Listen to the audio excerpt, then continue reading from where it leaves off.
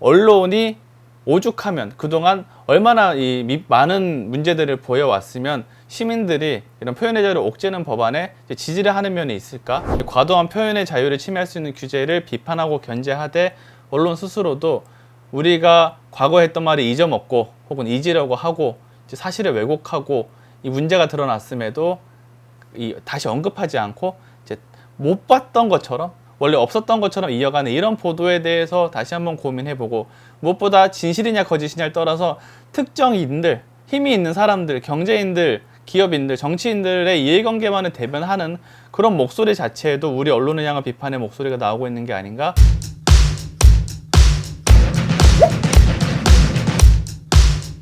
오늘 아침 신문이 진보 보수를 불문하고 징벌적 손해배상제 논란을 적극적으로 보도를 했는데요.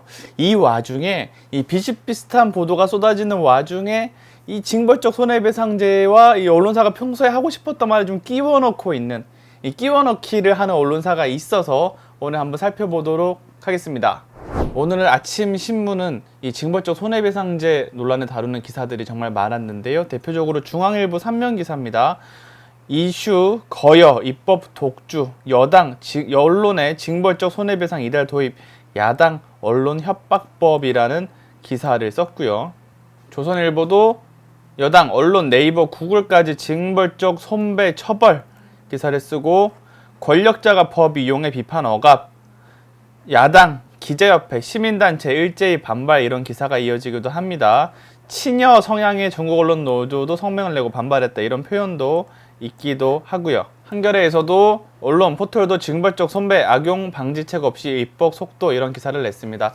사실 미디어 오늘도 이제 언론을 다루는 매체로서 이전부터 이 이슈에 대해서 계속 주목을 해 왔는데요. 징벌적 손배가 피해자 구제 측면에서는 의미가 있지만 자칫 권력이나 기업을 견제하는 보도에 악용될 가능성이 있다는 점을 계속 보도로 설명을 드리기도 했고요.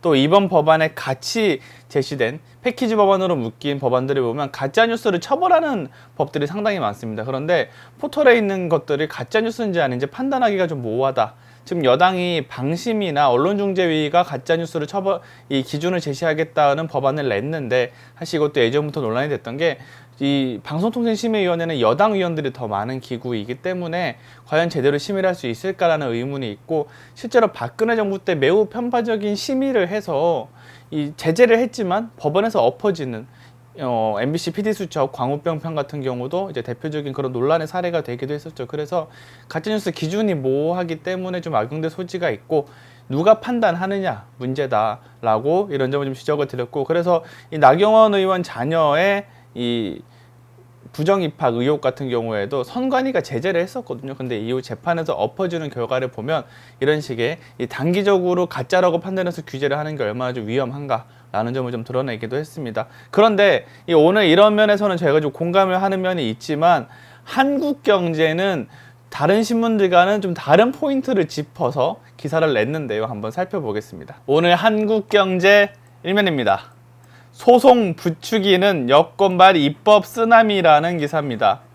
약간 포인트가 다르죠. 다른 언론사들은 언론까지, 포털까지 이 가짜뉴스 규제, 징벌적 손배를 한다고 표현의 자유 침해야라는 이 우려를 전하고 있는 반면에, 한국경제는 이제 입법 쓰나미라고 하는데, 이 쓰나미에 들어가는 건 대체 이 파도가 뭐가 있느냐, 이거를 봤더니 세 가지가 있습니다. 징벌적 손배제 언론 포털 포함, 이게 다른 언론사와 같은 궤죠. 그런데 여기 두 가지가 더 있습니다. 소비자 기본법, 단체 소송 확대, 집단 소송제 모든 분야에 적용, 세 가지를 묶어서 소송을 부추기는 나쁜 법이다라고 했습니다.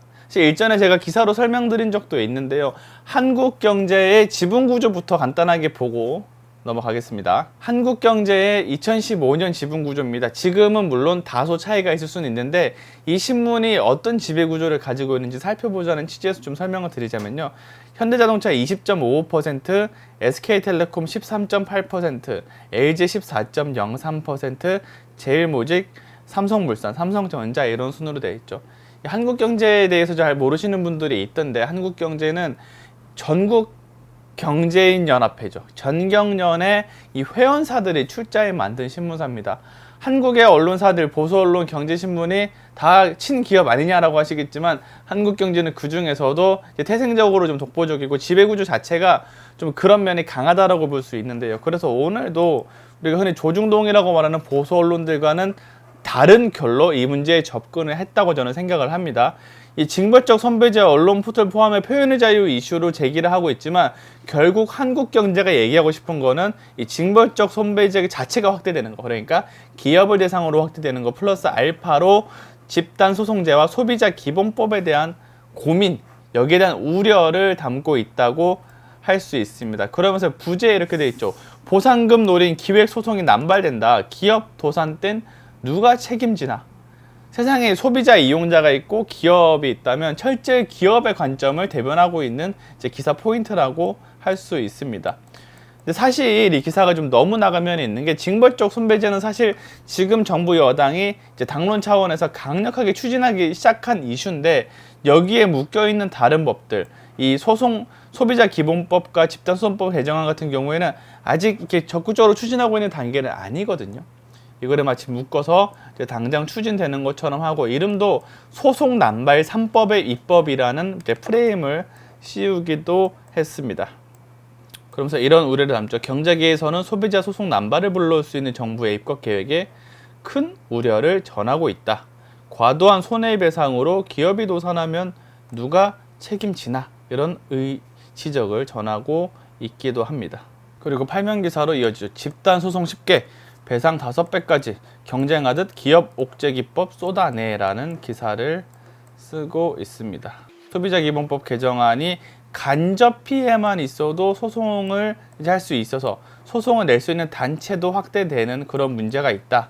무분별한 소송 남발, 꾼이 활개칠 거다. 대응력이 취약한 기업이 생존 위협에 빠질 거다. 뭐 이런 식의 기사를 담고 있습니다. 사실 한국경제가 이런 식의 이슈 제기를 한 게 어제 오늘의 일이 아니긴 한데요. 2020년 9월 25일에 이런 기사를 쓴 적이 있습니다. 얼음만 타고 소송당한 스타벅스, 남의 일이 아니다라고 하면서 기업들은 왜 집단소송, 징벌적 손배를 두려워하나라는 기사를 지난해 9월 25일에 일면에 썼습니다. 이걸 보면 지금이랑 똑같은 얘기를 하거든요. 이 대형 로펌이 소비자를 부추겨서 기획소송이 남발된다. 이러면 안 된다는 지적을 담고 있습니다. 그러면서 이 기사에서 이제 스타벅스에 얼음이 많다고 소송당했던 사례, 맥도날드 사례 이런 거를 언급하는데 이후에 한겨레에서 이 기사가 가짜 뉴스다라고 이제 저격을 한 게 또 있었거든요. 지금 보시는 기사가 한겨레 지난해 11월 20일 기사입니다. 스타벅스의 얼음이 무차별 집단소송 예고편 가짜 뉴스였다라는 기사고, 한국경제가 말했던 이제 소송을 부추기는 3법에 대한 이 반론을 담고 있습니다. 스타벅스 얼음 소송이 있었는데 실제로 이 소송 같은 경우에는 이 부작용으로 보기 어렵다는 내용이 있는데요. 보면 2016년에 얼음이 너무 많아서 커피 향이 적다는 이유로 500만 달러 소송이 제기된 거는 맞다고 언급을 합니다. 근데 이 스타벅스는 소송에서 합의금을 지급한 적이 없거든요. 왜냐면 이 소송은 6개월 만에 각하 판결을 받으면서 정리가 됩니다. 그러면서 한겨레는 이 집단소송법 도입에 반대하는 여론을 확산시키기 위해 사실과 전혀 다른 가짜 뉴스를 이용한 셈이다라고 한 언론이 그랬다라고 하지만 실제로는 이게 한국경제 일면 머릿기사라는 점을 분명히 언급하고 있기도 하고요. 또 이번에 맥도날드 비만 소송 얘기를 한국경제가 쓰기도 했었는데 여기에 대해서는 오히려 이게 긍정적인 소송으로 작용했다는 내용이 있습니다. 그러니까 이 맥도날드가 이제 비만을 부추긴다 이런 이유로 소송을 당했는데 이후에 맥도날드가 이 문제를 개선하기 위해서 맥도날드가 전략을 바꾸거든요. 저칼로리 메뉴를 도입하고 샐러드를 새 메뉴로 도입해서 오히려 매출이 좋아졌습니다.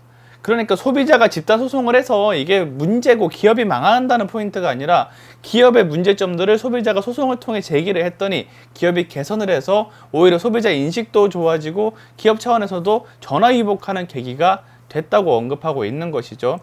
이 외에도 좀 여러 가지 내용들을 한겨레가 다 쓰고 있는데 한국 경제가 지금까지 계속 이 3법을 반대하면서 썼던 논리들이 결국은 스타벅스 얼음 비만 소송, 맥도날드 비만 소송 이런 게 있었는데 사실이 아니다라고 이제 강조를 하는 거죠. 그래서 오늘 한국경제 기사에는 이 과거 한국경제가 일면까지 쓰면서 언급했던 이 근거라고 할 수 있는 스타벅스와 맥도날드 사례가 빠져 있기도 했습니다.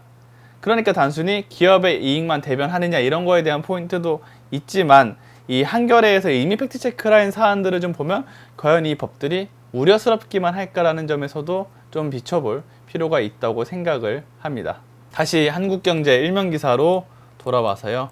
소송 부추기는 여권발 입법 쓰나미 하면서 지금 표현의 자유 이슈가 불거지니까 이 이슈에 엮어서 다시 한번 이 3법을 끼워 팔고 있습니다. 그리고 한국경제가 이 법을 소송 남발 3법이라고 하지만 공정경제 3법 이런 포인트도 있죠. 이 이름을 어떻게 짓느냐도 좀 살펴볼 수도 있는데 기업을 옥죄는 여권발 입법 쓰나미가 몰려오고 있다는 분석을 전하는 기사가 과연 이 타이밍에 시의적절한 이 패키지였는지 어쩌면 지금 사회적으로 논란이 되는 이슈에 자신들의 이익이 되는 혹은 자신들이 평소에 하고 싶었던 얘기를 다시 끼워 팔려는 건 아니었는지 궁금하고요. 그리고 한국경제가 지난해 9월에 같은 문제 제기를 똑같이 일면에 했을 때 근거로 썼던 스타벅스와 맥도날드 소송의 사례 이후에 한겨레가 가짜뉴스다라고 반박까지 했는데 거기에 대한 재반박 혹은 바로잡습니다 이런 걸 내야 하는 게 아닌지라는 의문이 들기도 합니다. 미디어 오늘은 이 징벌적 손해배상제를 포함한 지금 나오는 법안들에 대해서 이제 논쟁과 우려에 대해서 계속 그런 목소리를 전하고 있거든요. 근데 동시에 한편으로 이런 고민도 듭니다. 언론이 오죽하면 그동안 얼마나 많은 문제들을 보여왔으면 시민들이 이런 표현의 자유를 옥죄는 법안에 지지를 하는 면이 있을까? 이런 의문이 좀 들기도 하거든요. 그러니까 과도한 규제를 막아야 되겠지만 어쩌면 이 정도의 규제가 강력하게 어필되고 있다는 거는 언론 스스로도 돌아볼 점이 좀 있다고 생각합니다. 그런 면에서 한국경제 이 기사, 이 과거에 자신들이 썼던 이 맥도날드 스타벅스에 대한 그런 왜곡을 반성하기는커녕 다시 이거를 패키징으로 묶어서 이제 모른 척하고 이어가는 이런 흐름을 보면서 이래서 어쩌면 언론에 대한 비판이 더 나오고 있는 거 아닌가 그런 점에서 좀 고민이 필요하고 다른 한편에서는 이제 과도한 표현의 자유를 침해할 수 있는 규제를 비판하고 견제하되 언론 스스로도 우리가 과거에 했던 말을 잊어먹고 혹은 잊으려고 하고 이제 사실을 왜곡하고 이 문제가 드러났음에도 다시 언급하지 않고 이제 못 봤던 것처럼 원래 없었던 것처럼 이어가는 이런 보도에 대해서 다시 한번 고민해보고 무엇보다 진실이냐 거짓이냐를 떠나서 특정인들, 힘이 있는 사람들, 경제인들, 기업인들, 정치인들의 이해관계만을 대변하는 그런 목소리 자체에도 우리 언론을 향한 비판의 목소리가 나오고 있는 게 아닌가 그런 점들을 좀 같이 짚어보면 좋겠습니다.